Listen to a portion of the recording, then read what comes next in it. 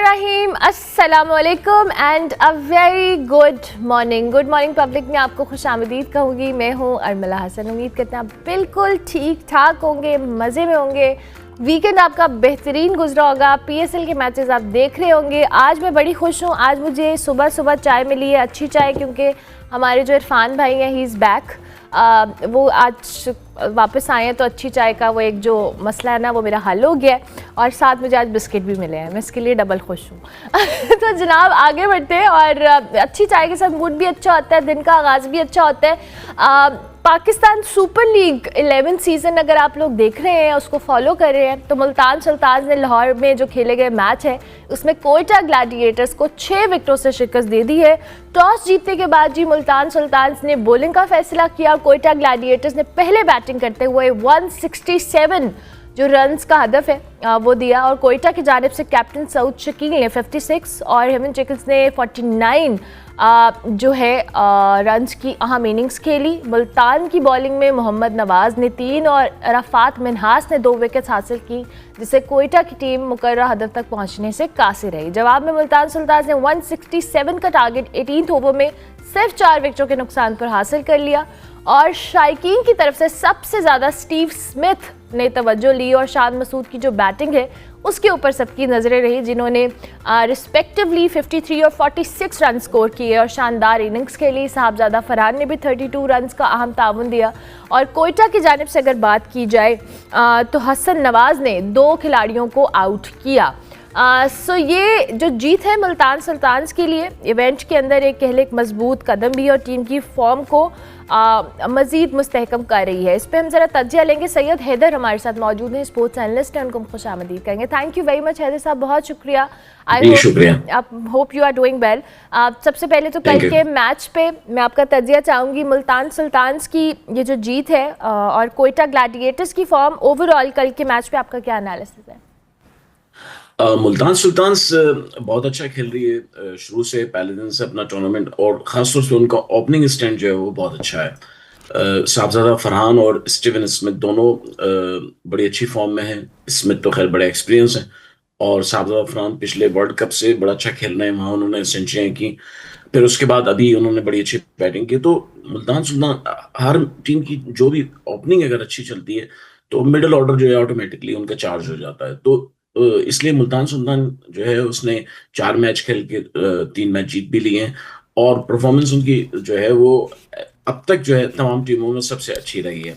अब जो ये आज आखिरी मैच है लाहौर के फेस में, और नेक्स्ट फिर जो है 2 दिन के बाद कराची में शुरू होगा, तो लाहौर के फेस तक जो है मुल्तान ने बड़ी अच्छी परफॉर्मेंस दिखाई है, और उसका सारा क्रेडिट जो है मैं उनके ओपनर्स को दूंगा, स्मिथ को और साहब फरहान को, कि कल भी उन्होंने बड़ी उम्दा बैटिंग की, और वहां पे उन्होंने साबित किया कि कोई भी पिच हो, कोई से भी बॉलर्स हो, वो अच्छा खेलना जानते हैं। इसके मुकाबले में कोयटा की टीम जो है वो हमेशा की तरह वो ऐसे ही अपना स्टार्ट करते हैं, शुरू में हारते रहते हैं, फिर आखिर में आके एलिमिनेटर्स में पहुंच जाते, ग्रुप में पहुंच जाते हैं। तो अभी तक जो है कोयटा की टीम वो कुछ सही तरह कंबाइन नहीं हो पाई है। हसन नवाज उनके वाहिद खिलाड़ी हैं जो थोड़ा सा स्कोर कर रहे हैं, और उसके अलावा उनकी सऊद शकील उनके कप्तान हैं वो भी, लेकिन जो एक चार्ज होना चाहिए टीम को वो अभी तक नहीं हो पाई है। तो कल के मैच में साफ नजर आया कि मुल्तान सुल्तान जो है वो बहुत ज्यादा चार्ज हैं, कंबाइंड हैं, और उसके साथ उनकी अप्रोच बड़ी अच्छी है टूर्नामेंट के लिए। बिल्कुल ठीक है। ओवरऑल इस पीएसएल में हमने देखा है हैदर साहब के हाई स्कोरिंग मैचेस हैं, अच्छे टारगेट सेट हो रहे हैं, उसको चेज भी किया जा रहा है, और एक जो थ्रिल का एलिमेंट है वो अपनी जगह बरकरार है। दो कि वी वर एक्सपेक्टिंग के हम क्राउड के बगैर इन मैचेस को देख रहे हैं, but at the end of the day on ground जो प्लेयर्स की परफॉर्मेंस है या टीम्स की तरफ से जो टारगेट सेट किए ना वो हाई स्कोरिंग है। So tell us about that. ये क्योंकि लाहौर के फेस के अंदर ये बड़ा अच्छा एक सिनेरियो रहा है ओवरऑल अभी तक हम जितने मैचेस देख रहे हैं। बिल्कुल, लाहौर की सिनेरियो में ये अच्छी बात नजर आई है। हालांकि 2 मैचेस बारिश से बहुत ज्यादा अफेक्टेड थे। एक तो बिल्कुल नहीं हो पाया, दूसरा 2 मैच और जो थे वो ओवर्स कम हुए, या उसके बाद जो है टाइम उसका थोड़ा सा एक्सटेंड किया।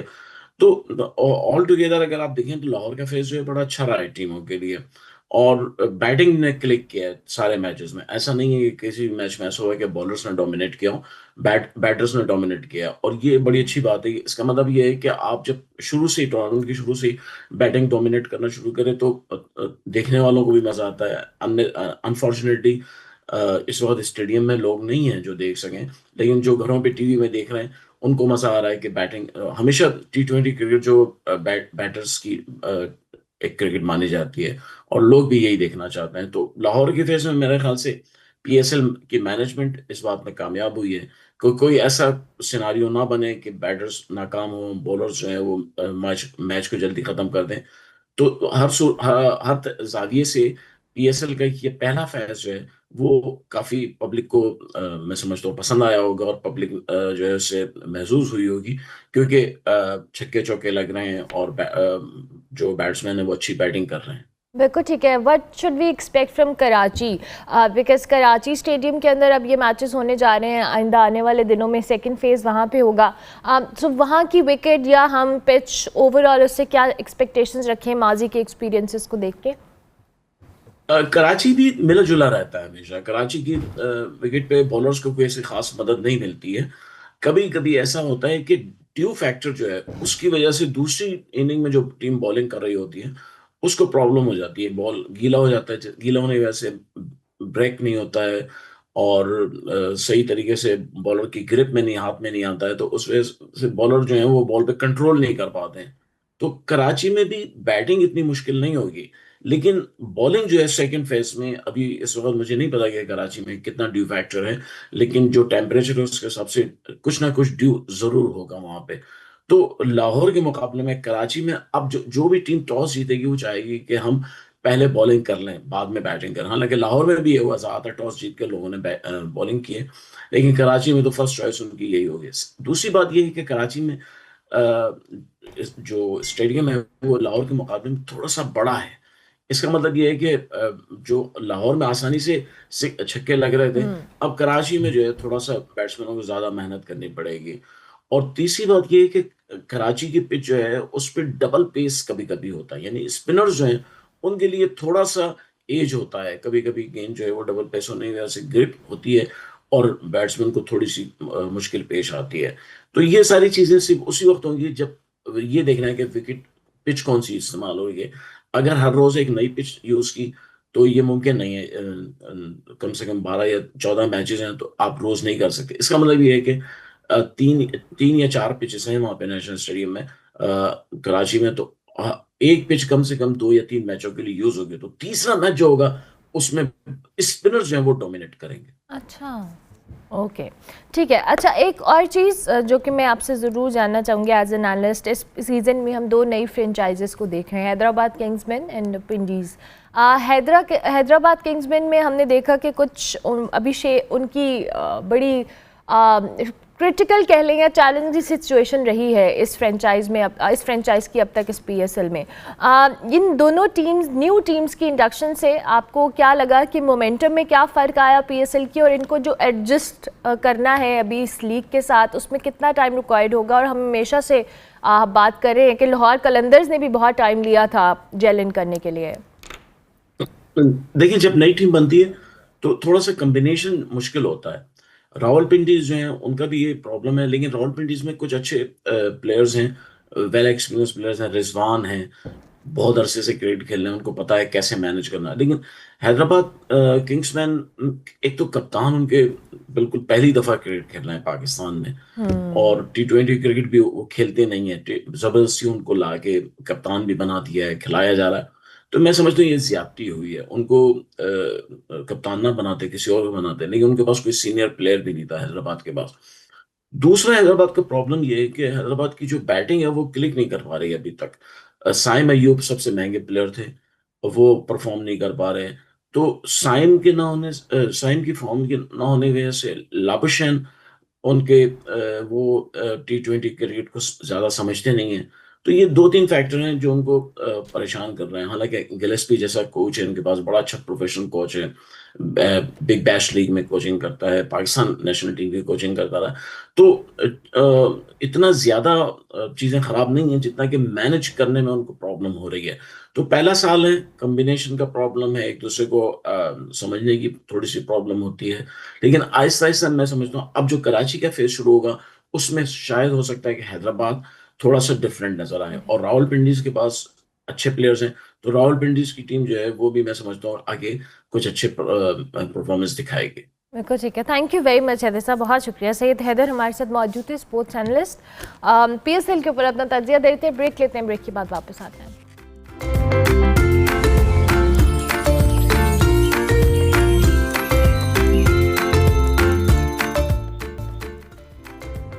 Welcome back to good morning public. Break के बाद वापस आ गए। अब हम आपकी मुलाकात करवाएंगे एक नहीं, दो नहीं, तीन बहनों से, जो कि हैं अली सिस्टर्स। पेशावर से इनका ताल्लुक़ है। इन्होंने एक बार फिर आलमी सतह पर पाकिस्तान को रिप्रेजेंट करके नाम रोशन किया है। मलेशिया में होने वाली G international junior open squash championship 2026 में महानूर अली ने जी बड़ी शानदार खेल का मुजाहरा किया, गोल्ड मेडल अपने नाम किया, जबकि उनकी बहन जो है सैरिश अली, इन्होंने ब्रॉन्ज मेडल अपने नाम किया। और इसी इवेंट में जो उनकी तीसरी बहन है मेविश अली, उन्होंने भी बड़ी इम्प्रेसिव कारकर्दगी दिखाई, टॉप 8 में जगह बनाई, जो कि टीम की ओवरऑल जो कह ले कंबाइन एफर्ट्स और कामयाबी का अहम हिस्सा भी है। महानूर ने जी फाइनल में जो मेज़बान मुल्क है मलेशिया, इसकी एक बड़ी स्ट्रॉन्ग ओपोनेंट को एक बड़े थ्रिलिंग मैच के बाद 1-3 से शिकस्त देकर टाइटल अपने नाम किया, और उनके करियर का कहा जाए कि एक और बड़ा माइलस्टोन है जिसको इन्होंने अचीव किया। और एक ही इवेंट में इन तीनों बहनों की कारकर्दगी ने जी बड़ा इम्प्रेस किया है लोगों को। आज हम इनसे स्क्वॉश के हवाले से और इनके फ्यूचर प्लान्स के हवाले से और इस इवेंट के हवाले से बात करेंगे। सो हम अली सिस्टर्स को खुशामदीद कहते हैं। Thank you very much Mahnoor, सैरिश and Mehwish. आप तीनों कैसी हैं? बिल्कुल ठीक, अल्हम्दुलिल्लाह, और थैंक यू आज हमें इनवाइट करने के लिए। आपका बहुत शुक्रिया and congratulations first of all, बहुत बहुत मुबारकबाद इस कामयाबी के लिए। लेट्स टॉक महानूर, आपसे हम गुफ्तगू का आगाज़ करते हैं। आपने गोल्ड मेडल अपने नाम किया, how was your experience, how was the match, कैसा ओवरऑल आपका ये जर्नी रहा? मैं बहुत खुश हूँ अपनी इस अचीवमेंट से, और मैंने इसके लिए बहुत मेहनत भी की थी, थैंक्स टू माय पेरेंट्स और स्पॉन्सर टोयोटा पाकिस्तान, और जिनकी वजह से मैं टाइटल अपने नाम कर सकी, और ऑफ कोर्स मेरी अपनी मेहनत। और एक एक मैच शुरू से लेकर एंड तक मेरे लिए बहुत टफ रहा और बहुत अच्छा रहा। मैंने बहुत कुछ सीखा, और इंशाल्लाह मैं इससे भी बड़े अपने जो मेरे गोल्स हैं उनको अचीव करती रहूँगी। लेकिन इस टूर्नामेंट के लिहाज से मैं बहुत खुश हूँ, और अपनी परफॉर्मेंस से और सब चीज़ों से बहुत खुश हूँ। ज़बरदस्त। सैरिश, हाउ वाज योर एक्सपीरियंस? आप बताएं। आपने बड़ी अच्छी ज़बरदस्त परफॉर्मेंस दी, एक कंबाइन एफर्ट है, टॉप 8 में जगह बनाना कोई छोटी बात नहीं है इतने बड़े इवेंट में। जी बिल्कुल, मैं टॉप 8 में नहीं आई, मैं थर्ड ब्रॉन्ज मेडल लेकर आई हूँ। ओह अच्छा, ठीक है, ओके। अब मैं आई एम सॉरी भाई, आप तीन इकट्ठी बैठी हुई हैं तो माजरत, क्योंकि जिसका मुझे जो सामने लिखा हुआ है। सो या आपने ब्रॉन्ज मेडल जीता है, अब बताएं। शुरू से ही मतलब बहुत बड़ा ड्रॉ था और काफ़ी ज़्यादा पार्टिसिपेंट्स थे। तो मैंने शुरू की 3 मैचेस काफ़ी अच्छे खेले और मैंने बहुत अच्छी-अच्छी लड़कियों को हराया, लेकिन उसके बाद फिर मैंने क्वार्टर्स में एशिया नंबर 1 जो प्रीवियस थी अंडर 13 में थी, उसको मैंने हराया। और फिर उसके बाद मेरा जो नेक्स्ट मैच था वो मानूर की फाइनल्स के साथ था, और अगर वो मैं जीत जाती तो अभी मैं भी फाइनल में होती, लेकिन हार्ड लक कह सकते हैं, और इंशाल्लाह मैं इससे बेस्ट परफॉर्मेंस दूंगी अगली बार और ब्रॉन्ज से गोल्ड तक इंशाल्लाह जर्नी इंशाल्लाह। कंटिन्यू। मैं कहती हूँ ये बहुत बड़ी अचीवमेंट होती है कि आप लोग जाकर खेलती हैं। मेडल जीतना ना जीतना ये एक बिल्कुल साइड की चीज़ है कि आप लोग इंटरनेशनली पाकिस्तान को रिप्रेजेंट करें। आई बिलीव कि इससे बड़ी अचीवमेंट कोई भी नहीं है कि आप लोगों को ये मौका मिलता है और आप लोग इतने ही चैलेंजिंग सूरत हाल के अंदर जाते हैं। सो मेविश, आप बताएं आपकी इस ओवरऑल कंट्रीब्यूशन क्या रही, हाउ वाज योर एक्सपीरियंस और आपका मैच कैसा था? क्योंकि मेरा फर्स्ट अंडर 19 था, मैं अभी 17 हुई हूँ, तो मेरा फर्स्ट अंडर 19 टूर्नामेंट था इंटरनेशनली, जिसके लिए मैं बहुत एक्साइटेड थी और खुश भी थी कि मैं खेल रही हूँ अंडर 19, और बहुत अच्छी प्लेयर्स आई, क्योंकि एक सीनियर कैटेगरी हो जाती है। तो मैंने अपने फर्स्ट 2 मैच बहुत अच्छे खेले, फिर क्वार्टर फाइनल मेरा मलेशिया की थर्ड सीड के साथ आया जो कि फाइनलिस्ट रही। तो उसके साथ मेरा मैच आया 3-1। मैंने बहुत अच्छी परफॉर्मेंस दी, लेकिन हार्ड लक कह सकते हैं। 3-1 क्लोज मैच रहा और मैं हार गई, but I tried my best. और इसी तरह एक्सपीरियंस के साथ आगे मैं और टूर्नामेंट्स खेलूंगी और जीतूंगी। इंशाल्लाह इंशाल्लाह फॉर श्योर। अच्छा मानूर, हमें ये बताएं कि ज़ाहिर है स्क्वॉश आपने आई बिलीव कि स्टार्ट किया था और उसके बाद आपकी दोनों बहनों ने स्टार्ट किया या नहीं? आप में से पहले कौन स्क्वॉश में इनिशिएट किया, किसने, ये बताएं पहले मुझे। पहले मेरा जो बड़ा भाई है और मैविश है, उन दोनों ने स्टार्ट किया था। और फिर मैं उस टाइम एक खेल नहीं पा रही थी क्योंकि मैं बहुत छोटी थी, आई थिंक 6-7 इयर्स। और तो उस टाइम मैं खेल नहीं पाई, लेकिन मैंने उसी टाइम से बॉल हिट करना स्टार्ट किया। लेकिन पहले मेरे बड़े भाई बहन ने स्टार्ट किया, फिर मैंने, और एंड में सैरिश ने। तो सैरिश ने ओके, थोड़ा लेट भी स्टार्ट किया, लेकिन उसने हमारे साथ ज्वाइन किया और हमारी तरह सेम ट्रेनिंग करने लगी और फिर हमारे लेवल पे भी आ गई बहुत जल्दी। लवली। सो ये वाई स्कॉश, मतलब क्या क्या फैमिली को देख के आपने जैसे कहा कि भाई और बहन ने स्टार्ट किया तो उनकी वजह से आपने स्कॉश को ऑप्ट किया या नहीं, कोई और रीज़न भी थी? यू लाइक इट या आपका एक्सीडेंटली इस चीज़ में आए, कैसे ये जर्नी स्टार्ट हुआ? मुझे बचपन से स्क्वॉश बहुत पसंद था। आई मीन स्क्वॉश नहीं, मुझे कोई भी स्पोर्ट्स पसंद था। मुझे बस स्पोर्ट्स, मुझे खेलना, कूदना और एन्जॉय करना, कोई चाहे कोई भी स्पोर्ट्स हो। मुझे ज़्यादातर बैडमिंटन पसंद था, लेकिन क्योंकि बैडमिंटन मैं उस टाइम खेल नहीं पाई और मेरे पास मेरे पास कोई कोच ऐसा कोई नहीं था। तो फिर मैंने स्क्वॉश स्टार्ट किया क्योंकि मेरे बड़े बहन भाई भी खेल रहे थे। तो मुझे स्क्वॉश में भी बहुत मज़ा आया। लेकिन उस टाइम मैं इतनी अच्छी नहीं थी, तो मैं बहुत जल्दी बोर हो जाती थी कि मैं क्यों नहीं अच्छा खेल पा रही हूँ, मैं जीत क्यों नहीं पा रही। लेकिन मैंने मेहनत की, ऑब्वियसली मैंने ट्रेनिंग्स की, मैंने फिजिकल फिटनेस की। तो स्लोली स्लोली मैं अच्छी होती गई। मैंने अपना पहला इंटरनेशनल टाइटल लिया और अल्हम्दुलिल्लाह अभी तक 28 मेरे पास टाइटल्स आ गए हैं। ये वाला मेरा 28 था, तो अल्हम्दुलिल्लाह मैं बहुत खुश हूँ अपनी इस परफॉर्मेंस से और अपनी इस ओवरऑल करियर से। हम भी बहुत खुश हैं और मानूर कि आपने इतनी ज़बरदस्त अचीवमेंट्स लिए हैं। अब ज़रा सैरिश आप बताएं, ये जो आपका स्क्वॉश का जर्नी था ये कैसा रहा, और अब आप जब ट्रेनिंग करती हैं, इंटरनेशनली खेलती हैं, ये कितनी एक एक्साइटिंग चीज़ है एज अ पाकिस्तानी और रिप्रेजेंटिंग पाकिस्तान इंटरनेशनली? मेरी स्क्वॉश की जर्नी तो ऑफ कोर्स मैंने अपनी बहनों को और भाई को ही देखकर स्टार्ट किया था, क्योंकि मैं कह रही थी कि ये लोग भी इसी स्पोर्ट में हैं, तो बाकी पाकिस्तान में गर्ल्स के लिए इतनी अच्छी स्पोर्ट नहीं थी जितनी स्क्वॉश थी, और इंडोर गेम भी है। तो फिर हम सब ने स्टार्ट किया, और सिंस इन लोगों ने ऑलरेडी स्टार्ट किया होता तो मुझे काफ़ी हेल्प मिली। तो फिर मैंने स्टार्ट किया और मैंने ट्रेनिंग्स किया, मानू ने कहा फिजिकल फिटनेस सब कुछ किया। हम लोग डेली 6 आवर्स ट्रेन करते हैं इस सब हर एक टूर्नामेंट खेलने के लिए। तो और इंटरनेशनल इवेंट्स में तो बहुत ही ज़्यादा मज़ा आता है, क्योंकि हम लोग 1-2 महीने उसके लिए फुल ट्रेनिंग करके तैयार हो जाते हैं, फिर उसके बाद इंटरनेशनल इवेंट खेलते हैं, पाकिस्तान का नाम रिप्रेजेंट करते हैं, तो काफ़ी प्राउडफुल फील होता है। Lovely lovely. सो आप बताएं महविश, आपकी ट्रेनिंग कैसी होती है? बिकॉज़ ये किसी भी स्पोर्ट्स के लिए आपकी फ़िज़िकल स्ट्रेंथ होना, स्पोर्ट्स से फेमिलियर होना, और आपकी बड़ी डिफरेंट ट्रेनिंग्स होती हैं हर एक की। तो आप ट्रेनिंग कैसे करते हो, कहाँ पे करते हो, और कितना टाइम आप ट्रेनिंग को देते हो?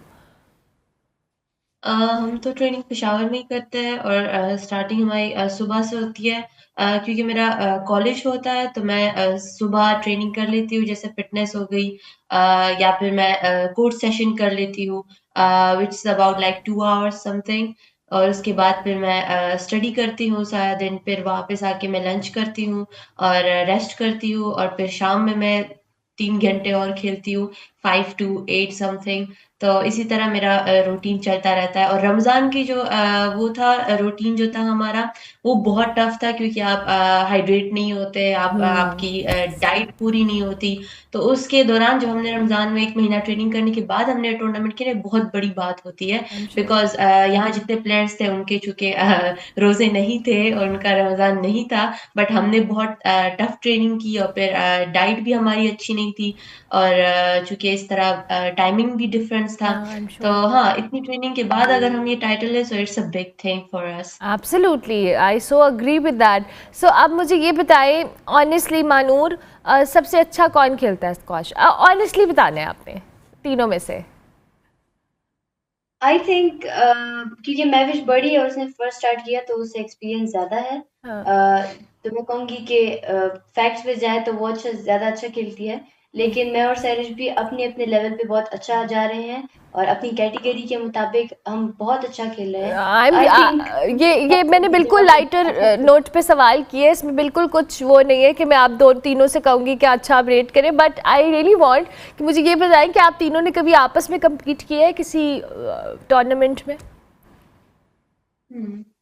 महानूर सैरिश को तो हमेशा फाइनल सेमीफाइनल्स आते हैं आपस में, अच्छा। पाकिस्तान में खासकर, और मेरे साथ बहुत कम मैचेस आते हैं। और चूंकि महानूर ने कहा है कि मेरे पास एक्सपीरियंस ज़्यादा है, मैंने ज़्यादा खेला हुआ है, और चूंकि मैं बहुत मतलब 19 सीनियर कैटेगरीज में खेलती हूँ, तो हाँ, इस वजह से शायद मेरी कुछ स्किल्स अच्छी है, बट ये लोग भी कम नहीं है। They are like नहीं, so I am good. Sure आप लोग मलेशिया चले गई, आपने इतना अच्छा खेला, मेडल्स अपने नाम किए, स्किल सेट तो ऑब्वियसली बहुत ज़बरदस्त है आप लोगों का। Thank you very much girls, बहुत शुक्रिया, and I wish you very best of luck.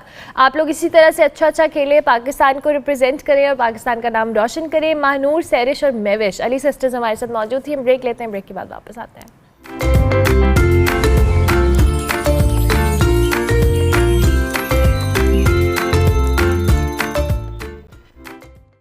Welcome back to good morning public जी। ब्रेक के बाद वापस आ गए। इस वक्त दुनिया के अंदर जो हो रहा है वो एक बड़ी कॉम्प्लिकेटेड सी और समहाउ एक ख़तरनाक मोड़ पे भी खड़ी सिचुएशन है, जहाँ पे अमेरिका और ईरान के दरमियान जो कशीदगी है वो खुलकर सामने आ चुकी है और हर गुजरता लम्हा सूरत हाल को मज़ीद कॉम्प्लिकेट कर रहा है।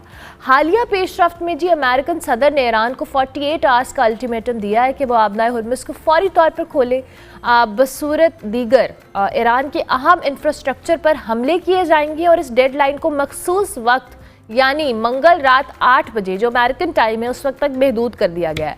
आबनाए हुर्मुज़ की जो आलमी अहमियत है इसका अंदाज़ा इस बात से लगाया जा सकता है कि दुनिया का तकरीबन 20% तेल की जो सप्लाई है वो इसी रास्ते से गुजरती है और इसी तनाज़े के बायस आलमी मंडी में तेल की कीमतें $100 फी बैरल से तजावज़ कर चुके हैं, जिसने आलमी मईशत को बहुत ज़्यादा डैमेज भी किया है। दूसरी जानिब जी ईरान ने इस अल्टीमेटम को सख्ती से मुस्तरद किया और उन्होंने खबरदार किया है कि वो किसी दबाव में नहीं आएंगे और अगर हमला किया गया तो उसका जवाब शदीद और फैसला कुन होगा। हत्ता के बाज़ बयानात में ये भी कहा गया कि सूरत हाल अमेरिका को लिविंग हेल की तरफ लेकर जा सकती है। ईरानी रहनुमाओं ने जी अमरीकी सदर के बयानात को जंगी जुर्म की नीयत करार दिया, जो कि एक पैगाम था प्रेसिडेंट ट्रंप का, जिसने खासा तशवीशनाक एक सूरत हाल पैदा की और आलमी बरादरी से ईरान ने फौरी मुदाखलत का मुतालबा भी किया है। दूसरी जानिब सफारती सतह पर पाकिस्तान, तुर्की और मिस्र जैसे ममालिक की तरफ से जो सालिसी की कोशिशें हैं वो भी जारी है, ताहम अभी तक कोई पेशरफ सामने नहीं आई। अब ये जो डेडलाइन दी गई है इस पर भी हम बात करेंगे और ये जो चंद घंटे रह गए हैं और इसके बाद जो प्रेसिडेंट ट्रंप की स्टेटमेंट्स हैं इस पे भी बात करेंगे। इस वक्त हमारे साथ डॉक्टर फराह नाज मौजूद हैं, माहिर बैनुल अक़वामी अमूर है, उनको हम खुशामदीद कहेंगे। Thank you very much doctor Farah, I hope you are doing well. ये जो अभी हम सूरत हाल देख रहे हैं और ये जो बयानात हैं और ये अल्टीमेटम्स हैं, अब ये किसी सूरत भी आपकी, और आई रिमेंबर मेरी लास्ट टाइम जब बात हुई थी, हम प्रेसिडेंट ट्रंप के जो बयानात और इनकी जो डिल्यूजन है, या आई हैव नो आइडिया कि वो क्या किस थॉट प्रोसेस के तहत इस तरह के बयानात दे रहे हैं। ये मामले को सुलझाना चाहते हैं, मज़ीद बिगाड़ना चाहते हैं, क्या करना चाहते हैं? थैंक यू अर्मला। आपने जो सवाल पूछा कि प्रेसिडेंट ट्रंप के माइंडसेट को समझना, तो मेरे ख्याल से दुनिया में इस वक्त कोई भी ऐसा बंदा नहीं होगा जो प्रेसिडेंट ट्रंप को समझ सके, ना ही माहिर नजूम के पास कोई इल्म ऐसा होगा। He is so unpredictable, he is so unreliable, he is basing all his thoughts, और जितने भी उनके कमेंट्स आते हैं they are all based on lies. तो अब एक बंदा जो इतना सुपर पावर मुल्क का सदर है, आप एक इतने बड़े ओहदे पे हो, you like he himself is like such a dignified किस्म की एज के हिसाब से, पोजीशन के हिसाब से, मालो दौलत के हिसाब से, उसके बावजूद भी आप इतने झूठ बोल रहे हो। तो that kind of take credibility from his tweets and all the messages that he is presenting. Now coming over to जितने भी उनकी तरफ से अल्टीमेटम्स आ रहे हैं towards Iran, how serious we can take it and how not seriously we can take it. So at the moment president Trump, American government काफ़ी under pressure है, और वो प्रेशर अभी जो हमने देखा है जिस तरीके से ईरान ने उनके ब्लैक हॉक्स गिराए हैं, C-130 गिराए हैं, उनके पायलट्स की जो इवन कन्फिस्केशन या उनकी होस्टेज या जो भी पोजीशन है जो अभी अनक्लियर है, अभी ज़्यादा उसकी इन्फॉर्मेशन सामने नहीं आई. So that is putting lots of pressure on president Trump and his intelligence failure. कि आपको क्या ये पता नहीं था कि वो आपके जहाज़ गिरा सकते हैं? आपको ये अंदाज़ा नहीं था कि आपके लोगों के साथ वहाँ पे क्या होगा? जिस तरीके से ईरान के फॉरेन मिनिस्टर्स की तरफ से स्टेटमेंट्स आ रही है कि अब आपके जितने भी लोग आएंगे, चाहे आप उसको समुद्री रास्ते से भेजो या हवाई रास्ते से, we know how to handle them and we are waiting for them. तो जो कहते हैं ना कम्युनिकेशन है दोनों के दरमियान, वो काफ़ी स्ट्रॉन्ग है. And I have never ever seen in this kind of war dynamics जहाँ पे दो जो दुश्मन ममालिक होते हैं वो एक दूसरे के साथ आंख में आंख मिला के बात कर रहे होते हैं. तो Iran has shown lots of guts, lots of courage, और जिस तरीके से उसने काउंटर किया है, I think being not equally there in terms of power, privilege, position, जो अमेरिका का है, जो इजराइल का है, लेकिन ईरान ने कम वसाइल के बावजूद भी काफ़ी स्ट्रांगली उसको जवाब दिया है, which is like a big blow, which even challenges American super power position कि क्या इसके बाद, इस लड़ाई के बाद अमेरिका सुपर पावर होगा या नहीं. ये एक सवाल या निशान बन गया है. Then coming over to North Korea की तरफ से जितने भी उनको बैलिस्टिक मिसाइल्स मिले हैं, जो टेक्नोलॉजी मिली है, that is really really alarming. Russia का सपोर्ट होना, चाइनीज़ टेक्नोलॉजी का उनके पास होना, तो क्या अमेरिका इन तमाम चीज़ों को देखते हुए रिस्क लेगा? और अगर वो एक रिस्क लेता है वो न्यूक्लियर का, तो वो न्यूक्लियर उसके रिपरकशंस पूरे रीजन पे आएंगे. तो क्या ये तमाम रीजन उसके लिए तैयार है? क्या अमेरिका उसके लिए तैयार है कि अगर वो करेगा तो डेफिनेटली जो टेक्नोलॉजी आ चुकी है, ईरान ने उसको छुपाया नहीं, बड़े खुल के बताया कि we have it now. North Korea ने उसको डिनाई नहीं किया कि we have not supplied it. और एक मज़े की चीज़ जो उसमें वो एक इन्फॉर्मेशन आ रही है दैट्स मोर अलार्मिंग, वो ये कि वो ये कह रहे हैं कि this was a last tranche. तो it was not the first one, it was not something that's in the process. Last उनको सप्लाई आ चुकी है. तो इससे पहले जाने कितनी सप्लाईज आ चुकी है. क्या अमेरिका को इनके इंटेलिजेंस फेलियर इसमें को नहीं कंसिडर किया जाएगा? उनको पता ही नहीं चला कि कहाँ से उनको जो मदद मिल रही है. शायद उनकी जो बंदूकें थी, उनके तोपों का रुख कुछ और ममालिक की तरफ था, उनमें हम भी हो सकते हैं. शायद उन्होंने सोचा ही नहीं, समझा ही नहीं कि इसमें नॉर्थ कोरिया का क्या रोल हो सकता है, रशिया का क्या रोल हो सकता है, वो कौन से राउट्स इस्तेमाल कर सकते हैं. तो इन तमाम चीज़ों को देखते हुए अमेरिकन जो इंटेलिजेंस फेलियर है, that is at the heart of everything. फिर प्रेसिडेंट ट्रम्प की जो बयानी है, वो it is really really annoying.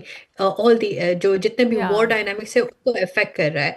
Warfare में ऐसी चीज़ें नहीं चलती. आपके नैरेटिव्स, आपके जितने भी ऑफिशियल बयानी होते हैं, उनका बहुत इम्पैक्ट होता है. इस दौर पे अगर अभी आज की हम बात करें तो जो ईरानियन नैरेटिव है वो ज़्यादा स्ट्रॉन्ग है एज कम्पेयर टू अमेरिकन.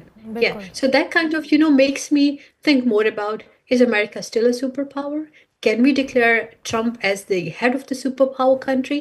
ये मेरे लिए अब थोड़े से क्वेश्चनेबल चीज़ें हो गई हैं. ये बिल्कुल क्वेश्चनेबल आई बिलीव कि दुनिया के लिए भी होंगी जिस तरह की स्टेटमेंट्स दी जा रही हैं. अच्छा, आपने जो खुद भी बात की डॉक्टर फ़रा, आई रियली वांट आप इस पर भी ज़रूर अपना तज्जिया दें कि अब अमेरिका के अंदर से भी पॉपुलैरिटी, और जब हमने उनके with in different news channels ने भी या उनके न्यूज़पेपर्स ने भी जो एक सर्वे के मुताबिक पॉपुलैरिटी का क्लेम किया, वो भी कम हुई है. लेकिन उसके साथ साथ जो अमेरिकन जो इम्पॉर्टेंट डेजिग्नेशंस थे वहाँ से लोगों का जाना, उनकी आवाज़ें उठना, और कुछ ने तो सदर ट्रम्प के हवाले से बड़े हार्श वर्ड्स भी इस्तेमाल किए हैं कि ही नीड्स मेडिकल हेल्प, जिस तरह की वो स्टेटमेंट्स दे रहे हैं. तो ये इटसेल्फ एक बहुत अलार्मिंग चीज़ है कि विद इन द अमेरिका जो एक नैरेटिव डोनाल्ड ट्रम्प झूठ के ऊपर बनाने की कोशिश कर रहे हैं, उसको अमेरिकन्स भी बाय नहीं कर रहे.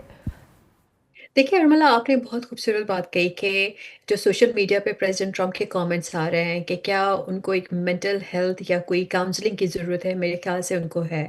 क्योंकि इस दौर में हमें समझ है इस चीज़ की कि मीडिया जो हम लोग का ट्रेडिशनल मीडिया था, that plays a very important role, लेकिन सोशल मीडिया का रोल भी अनडिनाइबल है.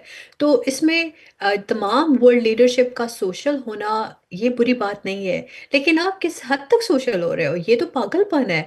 एक दिन आप झूठा ट्वीट करते हो, फिर उसके बाद झूठ पे झूठ बोले जा रहे हो. ईरानी सुप्रीम लीडर बनने की बात कर रहे हैं, दैट्स हॉरिबल.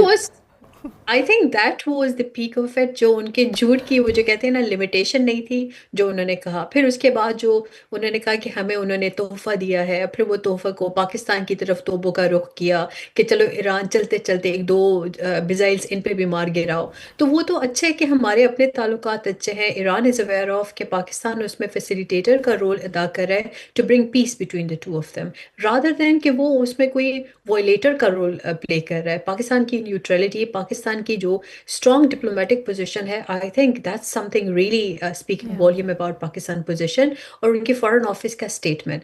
लेकिन इस तमाम चीज़ों को देखते हुए एक तरफ आप कहते हो कि prime minister of Pakistan my best friend और ये वो, और आगे जाके आप कहते हो कि उन्होंने हमें तेल दिया। Like all of this does not make sense and the things are not I don't know, I can not understand it कि इनको हुआ क्या है।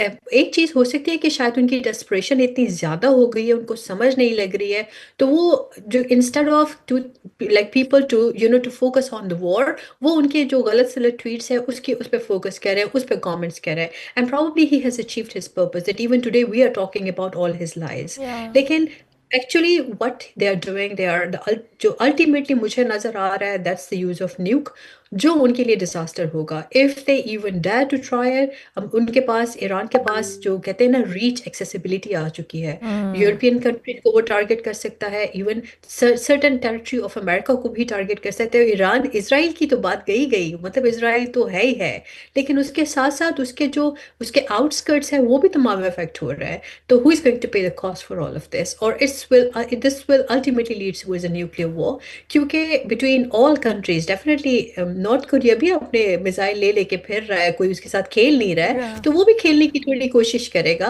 रशिया के साथ तो पहले से उनके वो स्टाइल रिलेशनशिप है, तो वो तमाम ममालिक जो ऑलरेडी सैंक्शंस पे के अंदर दबे हुए हैं, they will take advantage of this warfare at the moment. President Trump is making mistakes by mistakes and probably he can afford any other. बिल्कुल ठीक है, thank you very much doctor Farah, बहुत शुक्रिया। डॉक्टर फ़रा नाज हमारे साथ मौजूद थी, माहिर बैनुल अक़वामी अमूर, इस वक्त जो खत्ते की सूरत हाल उस पर तजिया दे रही थी। हम ब्रेक लेते हैं, ब्रेक के बाद वापस आते हैं।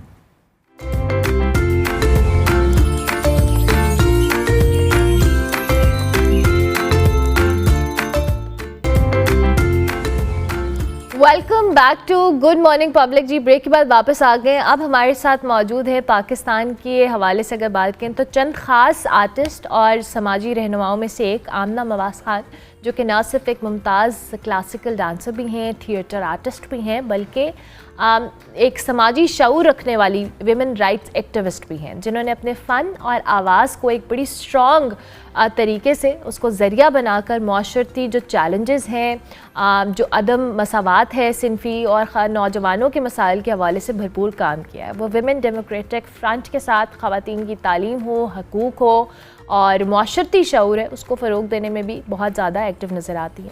आमना के हवाले से अगर हम बात करें तो बहुत यंग एज में इन्होंने भरतनाट्यम जैसे क्लासिकल डांस फॉर्म में महारत हासिल की, पाकिस्तान की रिप्रेजेंटेशन की मुख्तलिफ इंटरनेशनल प्लेटफॉर्म्स पर, और आज के दौर में जहाँ पे हम फ़न और समाजी शऊर के दरमियान एक ताल्लुक़ है उसको बहुत गहरा समझा जा रहा है और होता भी जा रहा है। अब क्वेश्चन ये है कि क्या फ़न वाकई जो सोशल चेंज है वो लाने में इम्पॉर्टेंट किरदार अदा कर सकता है, और हमारे जो ये आर्टिस्ट हैं, ये लोग जो काम कर रहे हैं, ये एक बहुत बड़ी कंट्रीब्यूशन है। हम इसके हवाले से भी ज़रूर बात करेंगे। थैंक यू वेरी मच आमना साहिबा, बहुत शुक्रिया। कैसी हैं आप, खैरियत से?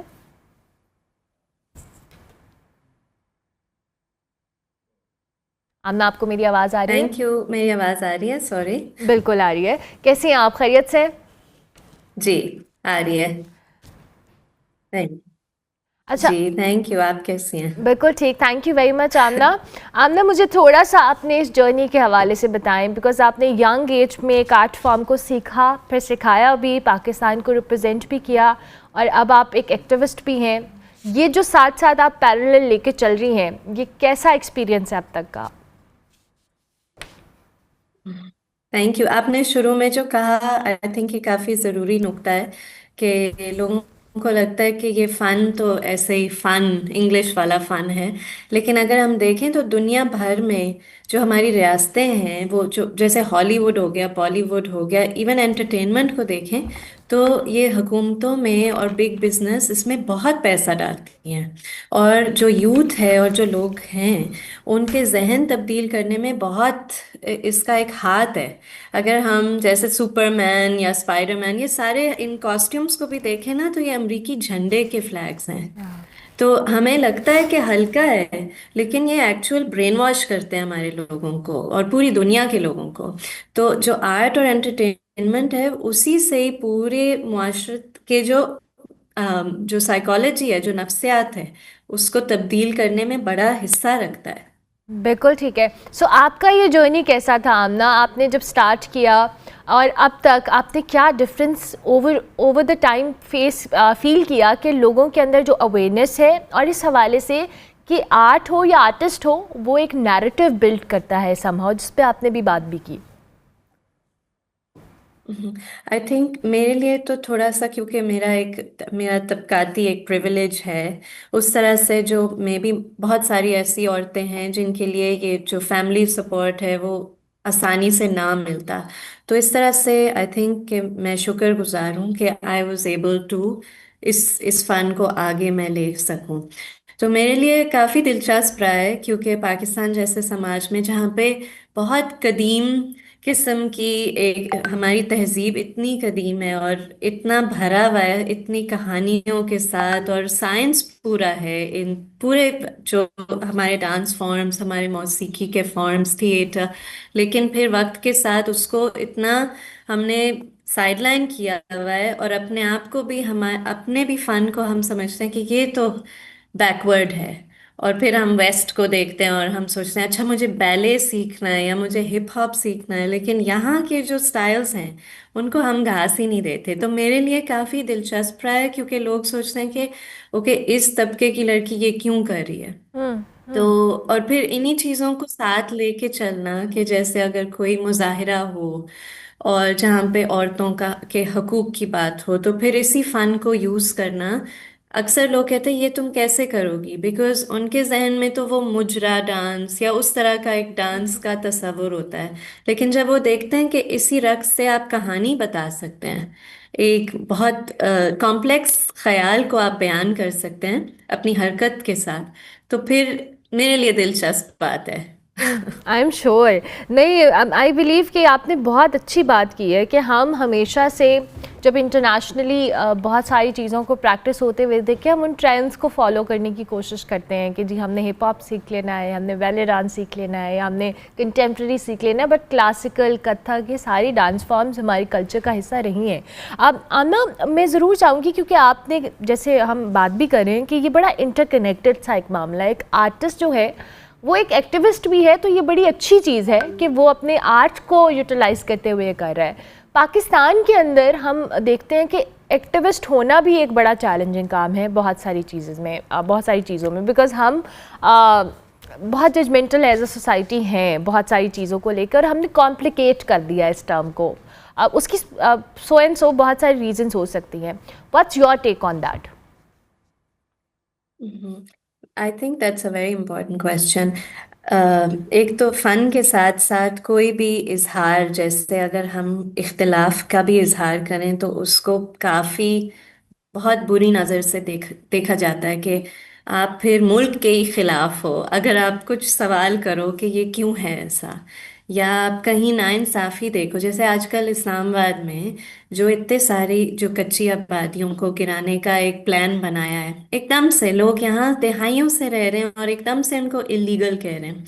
और इस पे जब आप सवाल करो तो फिर ये होता है कि वो आप तो डेवलपमेंट के खिलाफ हैं, हम तो चाह रहे हैं कि यहाँ पे बहुत सारी डेवलपमेंट हो, और आप चाह रहे हैं कि ये इलीगल लोग यहाँ पे बस्तियाँ बनाएं। सॉरी, मेरी इंटरनेट का भी सॉरी मसला है नहीं नहीं, शायद। आपकी आवाज़ बिल्कुल ठीक आ रही है। आप मुझे सुन सकते? बिल्कुल बिल्कुल आ रही ओके। है।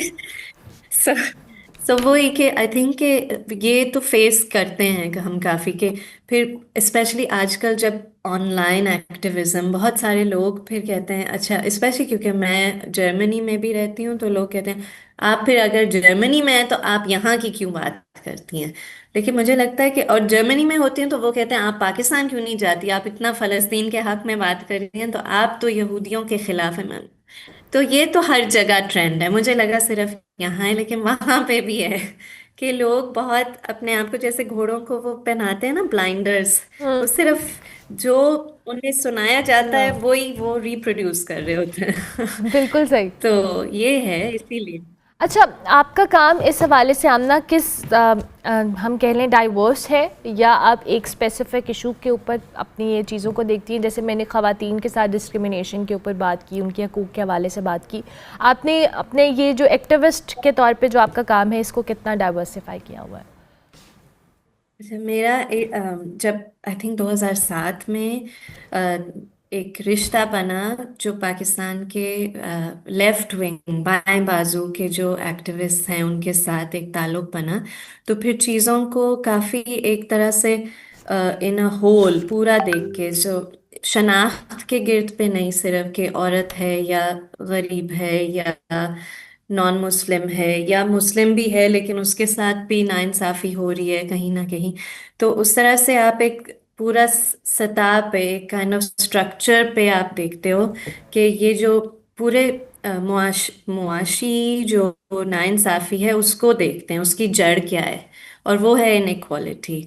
और वो है कि जब हम समझते हैं कि एक इंसान दूसरे इंसान से उसका हक ज्यादा है दूसरे से, तो उस लिहाज से सोचना कि सबके हकूक एक ही हैं और सबके जो माली हालात हैं ये भी, आई थिंक हकूक और माली हालात का भी एक की जुड़त है। सो आपकी जो मुआशी जहाँ पे आपका स्टेटस है सोसाइटी में, तो शायद आप एक औरत हैं लेकिन कहीं ना कहीं अगर आप वही नाइंसाफ़ी रिप्रोड्यूस कर रहे हैं किसी पे, जो जैसे किसी की ज़ात, जो हम कहते हैं ना कि सिर्फ इंडिया में ज़ात पात है लेकिन पाकिस्तान में भी ज़ात का मसला है, तो उस तरह से हर सतह पे जहाँ जहाँ नाइंसाफ़ी है उसकी जिस तरह से हम एक क्लास बेस्ड उसका एलिमेंट देखते हैं, उस लिहाज से मैं अकेले एक्टिविज्म नहीं करती, मैं एक तंजीम के साथ करती हूँ। और मतलब मुख्तलिफ जैसे अभी जर्मनी में जब मैं हूँ तो मैं स्टूडेंट्स फॉर पैलेस्टाइन के साथ हूँ, हालांकि मेरी काफ़ी बड़ी उम्र है लेकिन फिर भी मैं स्टूडेंट्स फॉर पैलेस्टाइन, क्योंकि वो एक वाहिद इदारा है जो कर रहा है कुछ फ़लस्तीन के लिए, तो उनके साथ। ज़बरदस्त। अच्छा, अब आमना मुझे अपने आर्ट फॉर्म के हवाले से भी, भरतनाट्यम ये आपने सीखा और अब आप इसको कितना ज़्यादा प्रैक्टिस भी करती हैं, ज़ाहिर है एक आर्टिस्ट के लिए उसका आर्ट सब कुछ होता है। ये आपका जर्नी, मैंने आपसे ऑफ एयर पूछा भी कि आप सिखाती भी हैं, आप मतलब ज़ाहिर है लोगों को इंटरेस्ट कितना है सीखने में, इस हवाले से भी बताएं। मैं अभी आजकल पाकिस्तान में हूँ तो मैंने एक वर्कशॉप दिया था कुछ औरतों को, तो उस लिहाज से मैं वर्कशॉप्स देती रहती हूँ, लेकिन अभी मैं जर्मनी में क्लासेस भी शुरू करूँगी। और एक्चुअली जो दिलचस्प बात है वो ये है कि काफ़ी जो देसी लोग नहीं है वो काफ़ी इंटरेस्ट रखते हैं और जो देसी होते हैं वो मेरे लिए दिस इज़ है, कोई बांग्लादेश से है, कोई अफगानिस्तान से है, वो देखना चाह रहे हैं कि अच्छा पाकिस्तान, अच्छा वहाँ से क्या आ रहा है, तो वो काफ़ी इस तरह के स्टूडेंट्स मिल रहे हैं मुझे। लवली। इन द एंड हमारे प्लेटफॉर्म से anything you want to say, Amna कोई मैसेज देना चाहें, एनीथिंग? आई जस्ट थिंक कि एक ही मैसेज ये है कि लोगों को फन में ज़्यादा दिलचस्पी इसलिए लेनी चाहिए क्योंकि वो उनकी जो काबिलियत है इन टर्म्स ऑफ इवन थिंकिंग उस पे बहुत एक रुझान देता है। सो एनी आर्टिस्टिक प्रैक्टिस, चाहे वो मौसीकी हो या डांस हो या आर्ट हो, शायरी लिखना, ये आपकी इंसानियत में भी काफ़ी इजाफा लाती है। सो दैट्स माय मैसेज कि सब कुछ करें क्योंकि everybody is an artist. Lovely, it was lovely talking to you Amna, बहुत अच्छा लगा आपसे बात करके और आप इसी तरह से ज़बरदस्त तरीके का काम करती रही। Amna Mawaz Khan, thank you so much, thank you. शुक्रिया। आमना मवाज़ खान हमारे साथ मौजूद थी, इनसे आपकी मुलाकात करवाई। अभी हम ब्रेक लेंगे, ब्रेक के बाद वापस आएंगे। आप देखते रहिए गुड मॉर्निंग पब्लिक।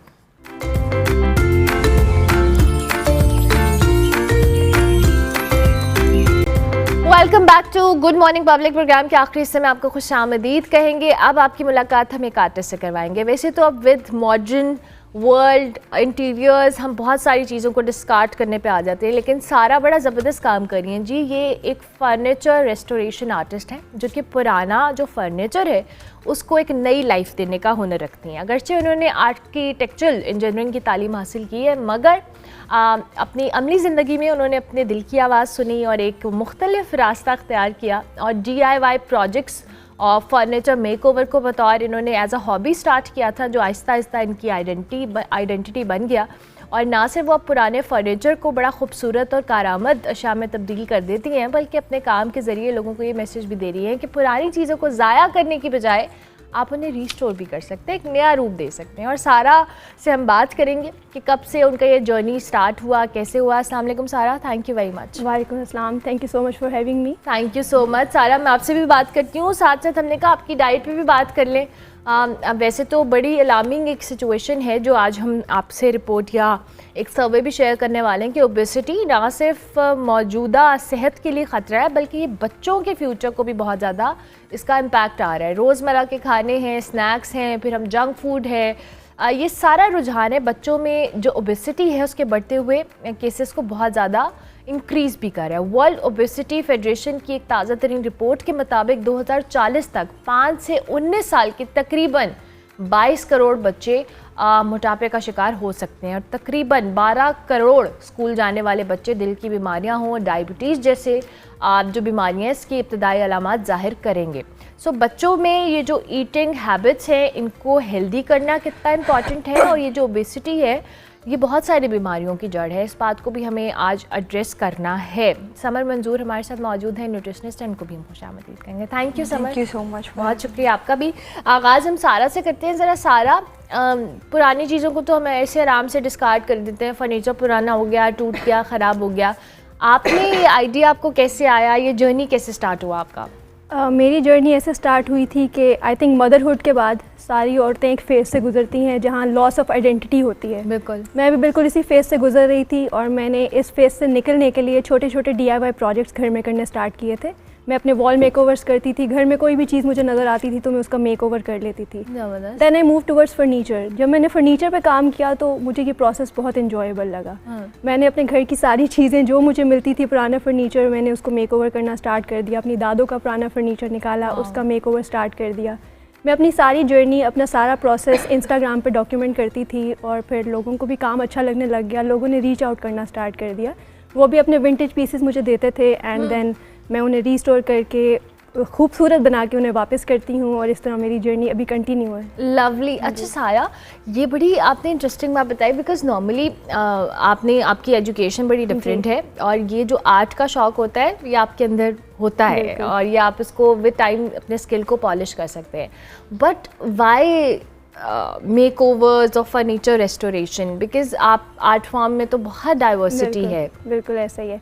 एक्चुअली जब आप कोई इस तरह का मेकओवर करते हैं जहाँ आप स्टार्ट से लेके किसी चीज़ तो को एंड तक पहुँचाते हैं, किसी हाँ जी बिल्कुल, किसी ख़राब चीज़ को स्पेशली, जो एंड प्रोडक्ट आपको मिलता है वो आपको सेंस ऑफ अकम्पलिशमेंट देता है। आई थिंक जो मेरी जैसे औरतें होती हैं मदरहुड के बाद जो लॉस ऑफ आइडेंटिटी में होती हैं, उनको ये सेंस ऑफ अकम्पलिशमेंट बहुत ज़रूरी होती है, उनको अपनी डेली रूटीन से बाहर निकालने के लिए, थोड़ी मोटिवेशन देने के लिए लाइफ में। तो दैट इज़ वाई जब मैं फाइनल प्रोडक्ट देखा मैंने एंड आई वाज सरप्राइज्ड कि ये मैं कर सकती हूँ। तो वो फीलिंग के लिए मैंने ये मेकओवर स्टार्ट किए हैं। तो आपको आर्ट का हमेशा से शौक था? आर्ट का शौक तो बचपन से ही था और कुछ ना कुछ करती रहती थी और मेरी जो इंजीनियरिंग की फील्ड है वो भी क्रिएटिव ही थी। बट वो जॉब इस तरह की होती है कि I think I am not made for corporate world, 9 to 5 वाली। बस सही है, ये आपने बेस्ट तरीके, 9 to 5 वाली जॉब बहुत मुश्किल होती है और ये वाला जो काम है आप अपने कंफर्ट जोन में अपनी शौक से कर रहे हैं, तो ये बड़ा। I am working from home, मैं अपनी कन्वीनियंस से काम करती हूँ, मैं अपने किड्स को साथ देखती हूँ, तो वो सारा कुछ इजीली मैनेज हो जाता है। Lovely lovely. अच्छा समर, ये जो भी रिपोर्ट है ये बड़ी रामिंग है। हमारे वैसे डाइटरी पैटर्न्स बड़े अजीबो गरीब से हैं हम सबके, और बच्चों को तो हम वैसे ही बहुत स्नैकिंग और ये जंक फूड का इस्तेमाल कराते हैं। सो ये कितना ख़तरनाक है ओबेसिटी इतने छोटी एज के बच्चों में? एग्जैक्टली, ओबेसिटी एक ऐसी चीज़ है कि आप कह लें 60-70% जो बीमारियां हैं वो एक अकेले इस चीज़ से आपको हो सकती हैं। बिल्कुल। और हम पहले हमारे डाइटरी पैटर्न जैसे थे, जो हमारी जनरेशन है कि हमने मिड एज में जाके, मिड 20s में जाके, अर्ली 20s में जाके या टीन एज में जाके हमने अपने डाइटरी पैटर्न्स ख़राब किए हैं, क्योंकि हमारे जो अम्मा अब्बा हैं वो फिर हमें इतना प्रोसेस्ड फूड और इतनी ये चीज़ें नहीं खिलाते थे, बिल्कुल नहीं था इतना रुझान। और अब हमारी जनरेशन ने जो अब हमारे अपने बच्चों को जो करना शुरू किया है, उनको अपने पैटर्न पे लगा रहे हैं हम, तो उससे ये अलार्मिंग सिचुएशन है कि वो जो चीज़ हमने 20s और 30s में जाके एक्सपीरियंस करनी है, वो बच्चे वो अपनी चाइल्डहुड में ही एक्सपीरियंस करने लग जाएंगे, क्योंकि उनको हमने शुरू से ही उन खुराक पे लगाया है जो बिल्कुल उनको हमें नहीं देनी चाहिए। अच्छा, नुकसानात क्या हैं अब अर्ली एज में, कैसे सिम्टम्स आते हैं? बिकॉज वही बात है कि ओबेसिटी बहुत सारी बीमारियों को लीड करती है, तो बच्चों को हेल्दी पैटर्न्स क्या होने चाहिए और क्या चीज़ें जो उनकी डाइट का हिस्सा नहीं होना चाहिए जो उनको इस तरह की ओबेसिटी और रिलेटेड इशू से बचाए? सबसे पहले तो हमें ये चीज़ ग्लैमराइज करना बंद कर रही है कि हेल्दी बच्चा है, बच्चा बहुत बहुत सूखा तुम्हारा बच्चा है। हम तो मदर्स को बड़ा शेम करते हैं, उनको गिल्ट फील कराते हैं कि तुम्हारा बच्चा बहुत कमज़ोर है, इसको ज़रा ना हेल्दी होना चाहिए, तो मोटा होना चाहिए। एग्जैक्टली, तो उसको हमने बड़ा ग्लैमराइज किया हुआ है उस चीज़ को बचपन से, और वो बचपन से पैटर्न चलता है। अक्सर लड़कियाँ होती हैं जो कहती हैं कि हम तब खिला रहे थे कि हमारे बच्चे की सेहत बन रही है, अब वो कंट्रोल नहीं हो रहा हमसे ना, अब उसका वेट वो ओवर वेट है। तो इसको ऑब्वियसली हमारी जनरेशन की जो मदर्स हैं, दे आर एजुकेटेड, तो they need to consider it a very important factor कि मैंने किसी और को दिखाने के लिए अपने बच्चे को मोटा नहीं करना। और दूसरा, हम क्विक फिक्सेस की तरफ जाते हैं, बच्चा कुछ नहीं खा रहा, एटलीस्ट चलो फ्राइज़ तो खाता है ना, मतलब खा लेता है एटलीस्ट कुछ, चलो कुछ तो जा रहा है ना उसके पेट में, डीप फ्राइड चीज़ें खा रहा है तो खा रहा है, वरना वो कुछ भी नहीं खाता। तो you have to put effort in it. और कुछ चीज़ें हैं जो हमें इन्वेस्टमेंट करनी है, जो मैं हमेशा सबको रिकमेंड करती हूँ, आप एयर फ्रायर अपने घर में लेके आएँ, आप उस पर इन्वेस्ट करें। आपने बच्चों को फ्राइज़ भी खिलानी है, एयर फ्रायर में बना के सही बनते हैं, मैं तो खुद खा लेती हूँ बना के। हमसे इसलिए नहीं खाया जाता, हमें भी अगर मुश्किल लगता है ना, क्योंकि हमने शुरू से डीप फ्राइड खाया, एक दो दफ़ा खाएं आसान हो जाता है। एग्जैक्टली। और वो बच्चा जिसने पहली दफ़ा वो एयर फ्राइड खाई है, तो उसको तो कोई प्रॉब्लम नहीं होगी ना, उसके लिए तो टेस्ट ही वो एयर फ्रायर का है। एग्जैक्टली। तो you need to start making the changes from the early age. और बच्चे को फोर्स फीड नहीं करना आपने, कि खाते जो ऊपर बैठ के खिलाती है ना माएँ कि बेटा खाओ, अंदर जाओ, वो वॉमिट करता है बाद में बच्चा। उफ। तो बच्चे को हमने सबसे बुरी चीज़ की हुई है, बच्चा फ़ोन देखने के लिए खाना खाता है। उसको पता है इस टाइम फ़ोन दे देंगे मुझे, मेरे मुंह में जो मर्जी डाल दें, वो खाता रहेगा। बच्चे को भूख नहीं लगती, वो उस भूख को डेवलप करके किसी खाना नहीं मांगता, वो उसको हमने अपनी ईज़ के लिए फ़ोन पे लगाया हुआ है, और बस। वेरी इंपॉर्टेंट वैसे ये बात है, आप सारा आप रिलेट कर पा रही हैं? बिल्कुल कर पा रही हूँ, क्योंकि मेरे भी बच्चे हैं। You have kids, हाँ जी, बट ये है कि I try not to force feed them, अपनी मर्जी से खाएं। और बिल्कुल ये मोबाइल वाली बात तो बिल्कुल मैंने खुद इस चीज़ को देखा है कि उनको हैबिचुअल हो जाते हैं, एडिक्शन हो जाती है मोबाइल के साथ खाना खाने की, तो उन्हें ये भी पता नहीं होता कि उनके अंदर जा क्या रहा है और फिर वो खाई जाती है। अच्छा, अब साया मुझे ये बताएं, अभी तक का आपका इंटरेस्टिंग तरीन और मुश्किल तरीन प्रोजेक्ट कौन सा था? बिकॉज पुराना फर्नीचर उसको रिस्टोर करना, बिकॉज हम पुरानी, जैसे आपने अपनी दादी का फर्नीचर किया, उसमें बहुत सारे इश्यूज आ जाती हैं ओवर टाइम, लेकिन आई बिलीव कि वो लकड़ी और वो सारी चीज़ें होती है बहुत अच्छी क्वालिटी। बिल्कुल ऐसा ही है। जो पुराना फर्नीचर होता है उसकी एक तो क्वालिटी यही है कि ड्यूरेबल होती है, वुड बहुत अच्छी यूज़ हुई होती है। आजकल जो फर्नीचर हमारे पास आता है वो शीट का होता है, यूजली इतना ड्यूरेबल नहीं होता। तो जो लोग मुझे रीच आउट करते हैं वो इसीलिए करते हैं कि वो अपनी पुरानी चीज़ों को फेंकना नहीं चाहते, इतनी अच्छी वुड को कौन फेंकना चाहेगा। तो चैलेंजेस तो बहुत फेस करने पड़ते हैं, क्योंकि कोई पीस बहुत अच्छी हालत में आता है, कोई पीस इस तरह का आता है जिसके ऊपर एक्सटेंट ऑफ डैमेज बहुत हाई होता है। तो ऑब्वियसली हर पीस चैलेंजिंग होता है, और सबसे पहले हम उसकी इंस्पेक्शन करते हैं, हम देखते हैं कि इसके ऊपर कितना काम होगा। सबसे फर्स्ट स्टेप जो होता है वो वुड की रिपेयरिंग का होता है। आपने वुड रिपेयर करनी है, अगर कहीं पे कोई वुड बहुत ज़्यादा ख़राब है तो हम उसको रिप्लेस करते हैं। ठीक है। उसके बाद जो वुड के अंदर क्रैक्स होते हैं फर्नीचर के अंदर, हम उन क्रैक्स को फिल करते हैं। हाँ जी। देन जो आपका सबसे इंपॉर्टेंट स्टेप होता है पुराने फर्नीचर को पेंट करने का, वो ये होता है कि आपने पुराना पेंट उतारना होता है, बिकॉज आपको पेंट करने के लिए एक सरफेस स्मूथ चाहिए। तो उसके लिए I use paint remover, sanding machines use करके हम अपना सारा पेंट रिमूव करते हैं, and then comes the painting part. तो पेंटिंग पार्ट तो मुझे इजी लगता Easy है लगता बिकॉज है। वो जो रिस्टोरेशन पार्ट है वो ज़्यादा चैलेंजिंग होता है, it takes a lot of time. Painting करने के बाद वो भी डिपेंड करता है कि हमारी क्लाइंट की रिक्वायरमेंट कैसी है। मॉडर्न फिनिशेस भी होती हैं, एंटीक फिनिशेस भी आजकल बहुत डिमांड में है, तो ये सब क्लाइंट की रिक्वायरमेंट पर डिपेंड करता है। And each piece is challenging, जो भी पीस आता है वो अपने चैलेंजेस साथ लेके आता है। मेरे लिए हर पीस न्यू होता है। अब मैं आपका हाँ जी। काम देख रही हूँ, जी। अभी हमारी टीवी स्क्रीन पे भी चल रहा है, तो आई वाज वंडरिंग कि ये वाकई पुराने आपने बिल्कुल नया कर दिया है इनको। ये बड़ी डेडिकेशन चाहिए। अच्छा सारा, जो आप इसके ऊपर पेंट भी करती हैं, जी हाँ जी। ये आप डिपेंड करता है कि मॉडर्न डिमांड है या बिल्कुल। आपने विंटेज करना है, तो ये पेंट की सारा स्केचिंग एंड एवरीथिंग हाँ जी। कैसे होती है? पेंट की एक्चुअली डिफरेंट टाइप्स होती हैं। जिस तरह हाई ग्लॉस पेंट्स होते हैं, ग्लॉस पेंट्स होते हैं, तो वो मॉडर्न फिनिशेस में जाता है। इसके अलावा आजकल एंटीक फिनिशेस बहुत डिमांड में है, तो उसके लिए आजकल हमारे पास चॉक पेंट्स होते हैं, वो बिगिनर फ्रेंडली भी हैं। तो अगर कोई भी औरत घर में काम करना चाहती है तो मैं उनको ये रिकमेंड करती हूँ कि आप चॉक पेंट के साथ काम करें। बिल्कुल सही। एंड जब भी मेरे पास कोई पीस आता है तो जो मेरे क्लाइंट होते हैं उनके साथ ब्रेनस्टॉर्मिंग करते हैं, वो पिंटरेस्ट से आइडियाज़ लेके शेयर करते हैं और उनके वो अपने आइडियाज़ शेयर करते हैं कि हमें ये चाहिए। पीस जिस मर्जी हालत में होगा, but they want the final product is ऐसी आनी चाहिए। ये भी बड़ा और मुश्किल मेरी काम कोशिश है। यही होती है कि मैं उनको वही डिलीवर करूँ। एंड वो यही होता है कि क्लाइंट के साथ इन प्रोसेस रहते हैं, इन कांटेक्ट रहते हैं पूरे प्रोसेस में, और फिर वो हम फाइनल प्रोडक्ट अचीव करते हैं। ज़बरदस्त ज़बरदस्त, ये बड़ा इंटरेस्टिंग काम है। मुझे सुनने में इतना अच्छा, आपको वाकई मज़ा आता होगा बहुत कि मज़ा आप आता ये है। प्रोसेस एंजॉय जो करते हो। प्रोसेस है ना वो बहुत फुलफिलिंग है, थेरेप्यूटिक है। हाँ, मतलब एक चीज़ आप स्क्रैच से उसको बिल्कुल। कर रहे हैं और फिर वो जब बन रही है और आपका पूरा एफर्ट लगा है, आई एम श्योर। अच्छा जी, आप मुझे ज़रा ये बताएं कि जो हेल्दी ऑप्शंस हैं इसमें क्या क्या है समर, बच्चों के लिए ख़ास तौर पे, बिकॉज़ वही बात है कि अगर आपने उनको जंक से हटाना है, हेल्दी की तरफ लाना है, कि उनका टेस्ट भी डेवलप हो और वो खाएं भी शौक से। इसमें सबसे पहले तो हमने बच्चों के लिए भी प्रोटीन को बहुत प्रायोरिटाइज़ करना है। सुबह उठ के उन्हें अच्छा सा बना के दें। एक सैंडविच सबसे बेस्ट ऑप्शन सुबह के लिए मुझे सैंडविच लगती है, क्योंकि उसमें कार्ब्स भी हो जाते हैं। आप अच्छे से चिकन को मैरिनेट करके रखें, आप उसको सैंडविच में डालें। आप वीकली प्रिपरेशन कर सकते हैं उस चिकन की, आप वीकली उसको स्टोर करके रखें। सुबह बच्चे के स्कूल जाने से पहले आपने निकाला, उसको एक अच्छा सा सैंडविच बना दिया। और we have internet nowadays, आपके पास 100 रेसिपीज़ आपको मिल जाएंगी ऑफ हेल्दी अच्छा सबसे बड़ी बात ये होती है कि बच्चे को जब वो ऑल्टरनेटिव्स घर में मिल रहे होते हैं ना, फिर वो बाहर नहीं देखता। अगर इवन एक पिज्ज़ा भी है जो बाहर हमें मैदा है, उसमें वो बहुत ज़्यादा प्रोसेस्ड है, उसके बहुत हेल्दी ऑल्टरनेटिव्स भी हैं। आप एक पीस ऑफ ब्रेड लें, उस पर आप चीज़ ऐड करें, टॉपिंग्स ऐड करें, बच्चे को चलें ठीक है वो हम एग्जैक्ट वो टेस्ट नहीं मिल सकता, बट उस बच्चे को उसका ऑल्टरनेटिव अगर घर में मिल रहा है ना, तो वो इतना बाहर नहीं जाता। तो बच्चे को हर चीज़ का ऑल्टरनेटिव दें। बच्चे की we need to be aware of the basic macros, कि बच्चे को फैट्स, हेल्दी फैट्स मैं दे रही हूँ, नट्स दे रही हूँ उसको रोज़, और बच्चे के कार्ब्स में उसकी रोटी ब्रेड उस पर जा रही है उसके पास रोज़, और obviously protein is very important. And thirdly we have to be creative. आप क्रिएटिव नहीं हैं तो when you are a parent, even fathers as well, mothers की सिर्फ ड्यूटी नहीं होती नहीं है। हाँ, ये भी बताते हैं हम आपको, आदमियों को भी करना चाहिए काम। बिल्कुल यही ना कि बस माँ ने खिलाना है, माँ ही खिलाएगी।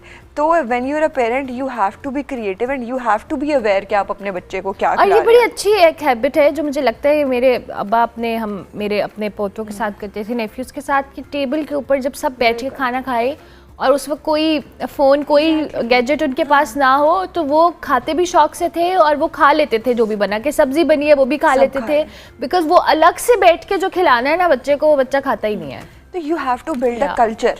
आपको एक फैमिली कल्चर, पूरी फैमिली को ही एफर्ट उसके अंदर पुट करनी पड़ती है। और बच्चे वो नहीं करते जो आप उन्हें बताते हो कि करना है। कोल्ड ड्रिंक्स नहीं पीनी, आप खुद पी रहे हो, तो उसको वो कहेगा करके दिखाएं आप, इनको कुछ नहीं हो रहा। तो बच्चे हमेशा वही करेंगे जो आप कर रहे हैं। तो आपके डाइटरी पैटर्न्स ही आपके बच्चे फॉलो करेंगे। Very important. अब मुझे सारा ये बताएं, अभी तक आपका सबसे मुश्किल और सबसे थेरेप्यूटिक प्रोजेक्ट कौन सा था? मैंने अभी जो रिसेंटली एक प्रोजेक्ट किया है वो मेरी क्लाइंट के जहेज़ का था, चेस्टर ड्रेसर था, दैट वाज 20 ईयर ओल्ड। अच्छा। और उसकी हालत इतनी ख़राब थी कि लाइक उसके ड्रॉर्स के अंदर शीट भी नहीं थी, उसके अंदर कुछ भी नहीं था, बट उनकी उसके साथ इतनी एफिलिएशन थी कि उन्होंने उसे अपना पार्ट ऑफ ड्राइंग रूम बनाया हुआ था, बिकॉज वो उनके जहेज़ का था और she wanted me to restore it. वो मेरे पास आया तो मैं भी थोड़ा परेशान हो गई कि इसको हम रीस्टोर कैसे करें, बिकॉज उसके अंदर कुछ भी नहीं था, जस्ट फ्रेम था। बट वी डिड इट, हमने उसको रीस्टोर किया और उसका फाइनल प्रोडक्ट उनको निकाल के दिया। एंड बस अभी मैंने कल उसे डिलीवर किया है। एंड वो मेरे लिए बहुत थेरेप्यूटिक प्रोसेस था। बहुत थेरेप्यूटिक पीस था, बिकॉज उसकी हालत बहुत ख़राब थी और उसको उसके एंड प्रोडक्ट पर तक पहुंचाना मेरे लिए एक बहुत चैलेंजिंग टास्क था। बिल्कुल ठीक। लेकिन सारा ये भी तो होता है ना कि जाहिर है लोगों की बड़ी इमोशनल अटैचमेंट होती है अपने कुछ पीसेस के साथ। मतलब बहुत सारे लोगों का कोई ना कोई ऐसा पीस होता है जो उनके किसी ग्रैंड पेरेंट्स से एसोसिएटेड है। आपने जब अपनी ग्रैंड मदर का रीस्टोर किया था, वो आपके लिए इमोशनल जर्नी भी कैसा था? बहुत इमोशनल होता है, बिकॉज माई दादो इज़ नॉट अलाइव, तो मुझे यही था कि मैं उनकी चीज़ों को रीयूज़ करूँ। वो स्टोर में पड़ी हुई थी और अब वो हमारे घर में यूज़ हो रही हैं, तो आपको फील होता है दैट शी इज़ हेयर। आप उनकी चीज़ें देखते हो। तो जो मुझे क्लाइंट्स रीच आउट करते हैं वो इसीलिए करते हैं बिकॉज उनके फर्नीचर प्रोडक्ट्स के साथ अफिलिएशन होती है, मेमोरीज़ होते हैं और वो उस मेमोरीज़ को प्रिजर्व करना चाहते हैं। अदरवाइज़ इट्स वेरी कन्वीनियंट कि आप स्टोर से जाएं और कोई भी फर्नीचर पीस ले लें, बट वो अपनी मेमोरीज़ को प्रिजर्व करना चाहते हैं, नॉस्टैल्जिया जो उनका होता है उसके साथ अटैच। तो एक पीस को करने में कितना टाइम लगता है सारा? अच्छा, it takes a lot of time. Instagram पे जब हम शेयर करते हैं तो वो बहुत ईजी सा प्रोसेस लगता है और लोग मुझे ये कहते हैं कि 2 मिनट की वीडियो में आप दिखाती है ना, जाहिर है देखने में तो बहुत ईजी लगता है, बट फर्नीचर पेंटिंग बहुत पेशेंस वाला टाइम है, बिकॉज उसमें हर स्टेप को क्योर होने का टाइम लगता है। आपने रीस्टोर तो कर लिया, उसके बाद आपने पेंट का एक कोट किया है तो उसको ड्राई होने के लिए आपको टाइम देना है और फिनिशेस पे आपको टाइम देना है। तो I usually take 20 to 30 days किसी भी पीस को कंप्लीट करने के लिए। और मैं अपने क्लाइंट्स को भी ये कहती हूँ कि आप भी पेशेंस रखें। हाँ, पेशेंस के साथ कराना, क्योंकि ऐसा काम आपको पेशेंस से करा सकते हैं। मिलता है एंड आई थिंक जो रिजल्ट आता है that is worth the wait. Absolutely, I agree with that. DIY tales by Sara. अगर आप सारा का काम देखना चाहते हैं तो आप इंस्टाग्राम पे ज़रूर उनका पेज विजिट करें। बहुत इंटरेस्टिंग जर्नी है एंड आई थिंक कि ये बहुत थेरेप्यूटिक तो है। अगर आपकी कोई पुरानी चीज़ रीस्टोर हो रही है, बड़ी खूबसूरती से हो रही है कि आपके घर की स्टैटिक्स के साथ भी जा रही है, तो इससे अच्छी बात और क्या हो सकती है। अच्छा जी, इन द एंड समर, हमें ज़रा क्विकली कुछ मैसेज पेरेंट्स को हमारे प्लेटफॉर्म से देना चाहे, डूज एंड डोंट्स। पेरेंट्स के लिए एक ही सबसे इम्पॉर्टेंट मैसेज है कि you have to take care of yourself first. आप अपना ख्याल रखें, आप अपने डाइटरी पैटर्न्स को अच्छा करें और वही पैटर्न्स आप अपने बच्चों में डेवलप करें। बच्चों की एक्टिविटी बहुत इंपॉर्टेंट है। रोज़ 1 घंटा आपने अब टाइम निकाल के, आपके घर में जगह है तो चले ठीक है बच्चे खेल रहे हैं, बच्चे को ग्राउंड में लेके जाएं, बच्चा इंटरेक्ट करे दूसरे बच्चों के साथ और बच्चा प्रॉपर फिज़िकल एक्टिविटी करे। क्योंकि फ़िज़िकल एक्टिविटी इतनी कम हो गई है, वो उनको बचपन से ही आदत नहीं होती, अब वो पूरी ज़िंदगी उनको मूव करना पसंद नहीं होता और आपको 60-70% डिजीज़ इसी वजह से लगती हैं कि आप मूव नहीं कर रहे होते। और बच्चों को be mindful of what you are giving them. उनके प्रोटीन इनटेक पे बहुत फोकस रखें और प्लीज़ क्विक फिक्सेस की तरफ ना जाएं कि कुछ नहीं खा रहा तो पैकेज्ड मिल्क दे रहे हैं। हम बच्चों को जूस दे देते हैं बहुत हेल्दी समझ के, उसमें it is overloaded with sugar. तो बी माइंडफुल कि बच्चे को क्या दे रहे हैं। ये नहीं होता कि कुछ नहीं खा रहा तो एटलीस्ट जहर खा ले। तो हाँ, दिस इज बैड। सो आपने क्विक फिक्सेस की तरफ नहीं जाना है, हेल्दी डाइटरी हैबिट्स अपने बच्चों की डेवलप करनी है और जो आप खुद करेंगे बच्चा भी वही करेगा। अगर आप जंक फूड खाएंगे तो बच्चा भी खाएगा, अगर आप हेल्दी फूड खाएंगे तो बच्चा भी वही खाएगा। सो ये we need to understand. Thank you very much Samar, बहुत शुक्रिया। सारा, आपका भी बहुत शुक्रिया कि आप तशरीफ लाई। I wish you very best of luck. और DIY टेल्स बाय सारा, आप ज़रूर सारा के पेज को भी देखें, आपको काम बहुत अच्छा लगेगा। उम्मीद करते हैं आपको आज का हमारा शो पसंद आया होगा। फीडबैक आप हमारे सोशल मीडिया हैंडल्स पे लाजमी दीजिएगा। मेरी आपसे मुलाकात होगी अब कल, तब तक के लिए अल्लाह हाफ़िज़।